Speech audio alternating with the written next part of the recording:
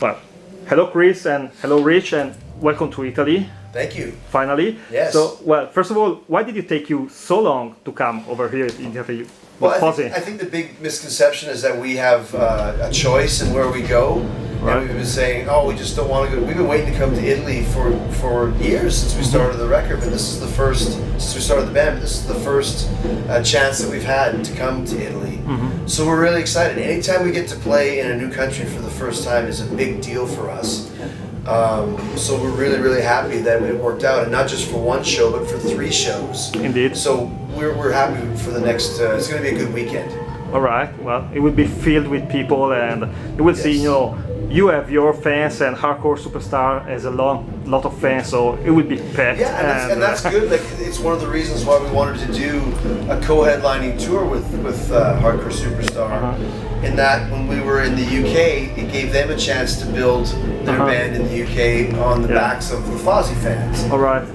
And that's kind of the same thing here in Italy. We know Hardcore Superstar is very popular here, so it gives us a chance to build our name in front of all their fans, who I think will be very receptive to our style of music, because it's the same attitude, just having a great time. Yeah, it does fit. And well, you are now on tour with your latest album, Judas, which seems to be getting great reviews from all over the world. Do you think it was high time for people to recognize you as a great band?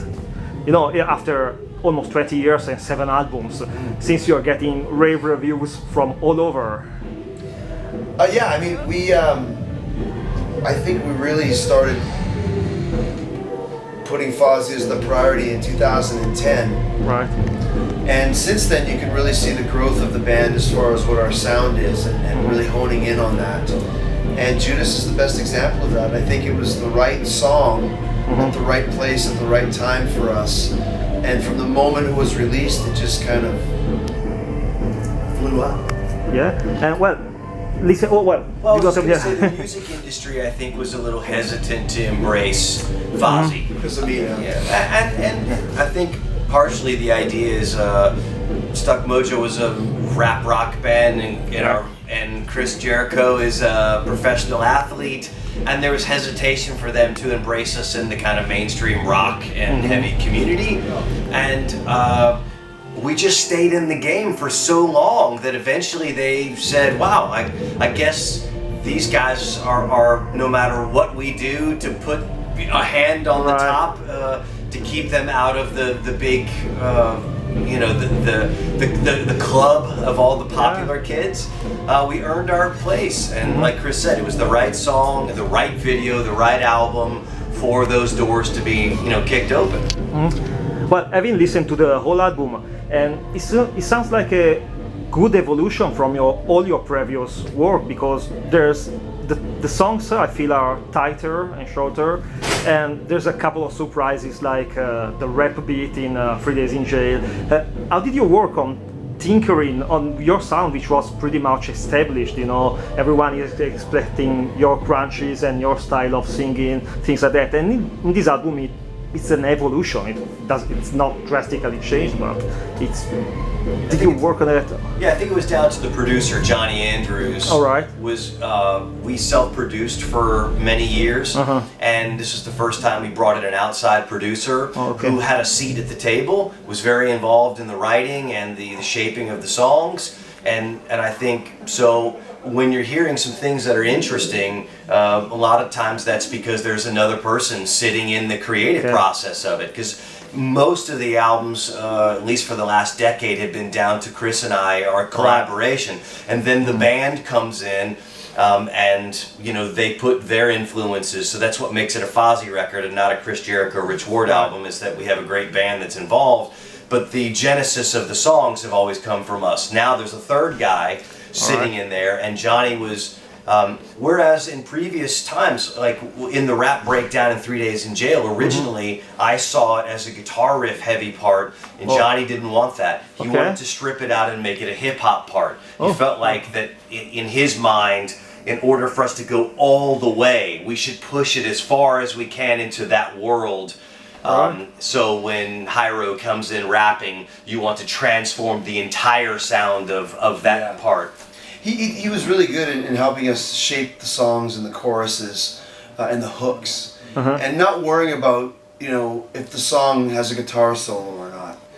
If the song has like some wicked screams in it, just because, you know, we can do it, because musicians want to play and want to sing and want to show off, and this album doesn't have that. Like a song like Elevator at 2 minutes and 45 seconds, it never would have been that before. Back in, we would say, oh, it needs another whole extra part or a solo or an intro or something. I wouldn't. Well, yeah, well, I would have. Because you can't have a song that's 2 minutes and 45 seconds, because Iron Maiden doesn't have a song that's 2 minutes. But your favorite band does. I know, that's what I mean, but I never would have thought of it that way. I mean, all the Beatles songs, all the best Beatles songs are 2 minutes, 2.5 and 3 minutes. But it's just something like Rich said, to have it pointed out to you was a real cool experience. And I'm really glad that we worked with Johnny, because it helped me as a singer. I think it helped us both as songwriters, and all that matters is the final product, which by far is the best album we've ever had, with 11 potential singles on it, if you want to be honest about it. I mean, every one of those songs could be a single on the radio, if they chose it to be. All right. And well, was it a difficult process then, when to be told what, not what to do, but what, well, you just said, Rich, that it turned your solo into a singing part. Was it tough having another voice which was a bit antagonist in a way, for your good, I guess? But no, passive aggressive. All right. Not antagonist. Yeah, I think part of it for us was that we had a formula, we had a system already in place. All right. So the difficulty comes from undoing what you're used to, right? It puts you in an uncomfortable place because you're used to your dynamic. It took Chris and I many years to figure our dynamic out. Okay. So how far can I push? How far can he push? How do we come up with the best material without saying, I don't like your ideas, you know, he doesn't like my ideas. And now we have another guy who's telling us, I don't like your ideas. And he's new, so it's just about finding dynamics. It's being a sports team. When you have a brand new coach come in who tells you that they really likes how you play, but we'd like to make some adjustments because I think you could be stronger if you only trained this way. Right. And that's what Johnny was. He was a coach. And and musicians are in some ways athletes, and that we have fragile egos and don't like to be told how to do things, but we need a good coach. Yeah. We need someone to get the best out of us, and I think that's what Johnny did. Was he brought some ideas, but in the end, he brought the best out of us as a band. Agreed. All right. And well, when you did start out in 1999, and for a few years after, lots of people saw Fozzy as a fun side project for both of you. When did you realize things were starting getting into gear and people were realizing you are a band and you're here to stay? Not many bands are here after so many years. For me, two things. We did the Howard Stern show in 2002, like a battle of the bands against Howard Stern's band. And that to me was a big step of like, you know, this is the real deal. We need to really treat this seriously because we're going up into the lion's den here, and we've been doing things a certain way up until then, and that was the exact day that it kind of changed. And then we also took a little bit of a break, a little bit of a hiatus in the late 2000s in between the All That Remains and Chasing the Grail record. I think when Rich and I sat down and started talking about kind of firing up the band again, it's like, okay, we want to do this, but let's go all the way with it. Let's make this the priority. I mean, I remember talking about that in 2009. And let's not fuck around. We can really do something with this. So to me, there's almost two eras of Fozzy. The initial one, and then the second era that started in 2010 to where we are here in 2017. You can see the real evolution of the band and how much it's grown since that Chasing the Grail record up until the Judas record. But do you have people still talking about your uncensored, unknown, and unleashed DVD? Because I love it, and I really love it. You don't ever deny that. You know, it's like we were almost in that stage, really like the original Steel Panther, who are playing arenas. You know, and it's like, fuck. You know, it was a cool idea at the time. Every band starts in different ways. You know, and our band started in a, you know, kind of the same way that most bands do, just by playing covers, but our covers were recorded and on the record. So, you know, it seems almost like a different world, but I think it was that actual mockumentary is hilarious, and I still like watching it from time to time because it was really fun, and we had no script, and really, I don't even really know how that even got made, to be honest with you, but it sure holds up. It's funny as fuck. Well, for me, it is still just after. Sorry about that, but just after This Is Spinal Tap, there's your documentary. I really love it. It's Spinal Tap. It's the Blues Brothers. It's like Steel Panther. It's Traveling Wilburys. It's just this weird, kind of funny, strange documentary that if you stumble upon it in a YouTube wormhole, you'd be like, "What the hell is this?" Yeah, exactly. And people did think it was real too, which is funny to this day. Some people still think it's real. So. Yeah. And well, since you said you had a little hiatus at a certain point, I'm going to ask the same question to both of you. Rich, have you ever felt threatened by Chris' other career in wrestling? Have you ever felt like he was going back and he may not come back to music or something like that?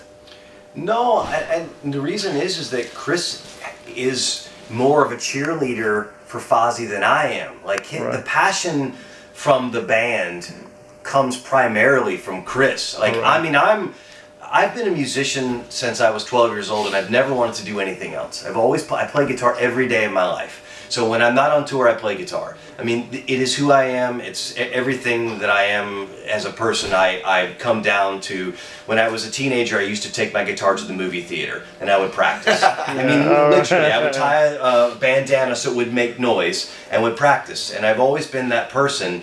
But part of me is I'm not, I think the reason that Chris and I's partnership work great is because I am the nerdy musician who really enjoys the studio and enjoys the technical side of things, and I'll spend 3 weeks with one chorus section of a song, like dissecting it and breaking it down, and what are the harmony bits and pieces. And Chris is the dynamic guy up front. He's also a musician, but we do have some points that intersect, but he's much more of that person that's up front cheerleading the band and pushing it and the engine behind it. And that's why I've never worried about it, because I always see him up there with the flag on the top of the mountain flying it. Even when he's back in wrestling, he's talking about Fozzy. His Instagram post says Chris Jericho Fozzy, not Chris Jericho Wrestler. And you know what I mean? And so I've never worried about that. And when he does go and do things, I've always been able to be creative and do things outside of Fozzy when that time has. But Fozzy is my priority. So when he is done with whatever he's doing, I'm standing with rifle and arms, ready to go back to war. All right. Back to Ward. We took 2016 off on purpose. We as a decision. We thought it was something very kind of Iron Maiden-ish to do, like just disappear for a year, not do a spot show here and there, or like there's a casino show in Riverside, Illinois. No, we're off 16. I went back to the WWE, had a great year. He did a Stuck Mojo record. It was awesome, and it kind of made people want Fozzy and miss Fozzy, and I think that was a really good idea. So when we said that we were making Fozzy a priority in 2010, it wasn't just lip service, it's the truth. So if we're doing stuff outside of that, we discuss it and kind of decide, is this the right thing to do for the band, and is this the right way to go about things? And we still do, especially now that Fozzy's bigger than we've ever been. We know that this is our chance to really go to the next level and stay there. And for me, like before the Judas record, I was like, I remember, I don't know if I said it to you, Richard, to Will, like, I don't want to be at the same level anymore. All right. We've been too far at the same level. We've been great. We put out great records, but fuck, man, it's time to really get that step and go. And you never know what you're putting into the blender and how it turns out. But we got the right mix of ingredients to now get to the next level, and we're there. And now we just have to stick it. And that means going on tour. That means making the right decisions on who we tour with and what we do and where we go. And we're always very much in tune with that, along with our manager. We don't do things without really thinking about it. We don't settle. We're at the point now where it's like, fuck it. If we don't get the billing that we want, we're not going to do it. What do you mean you're not going to do it? We're not going to do it. Right. Because you have to establish some guidelines, and if that gets us in trouble, well, fine, it gets us in trouble. But I don't think it will. When you have something to offer and people are demanding to see you and hear you, you got a little bit more bargaining power than you did in the past. All right. And one last thing is that even though the band took a year off, we were still working. Right. We were writing. I mean, we knew that we had to get material ready for a new album. So even though Chris was wrestling at that point and he was still active and he was working on his book, we were still working. Yeah. You know, we were still exchanging ideas and talking about recording the album. Yeah. So there's, even when people are not seeing us out front and gigging and stuff, there's never a moment where the brake is pulled and the machine is not working at all. There's always things going on. All right. Oh well. So thanks a lot for your time. I'll be seeing you tonight. Well, in a couple of hours on the stage, ripping it finally in Italy. Well, thanks a lot again. Thank you. All right, man. Thank you Bye. so much, brother.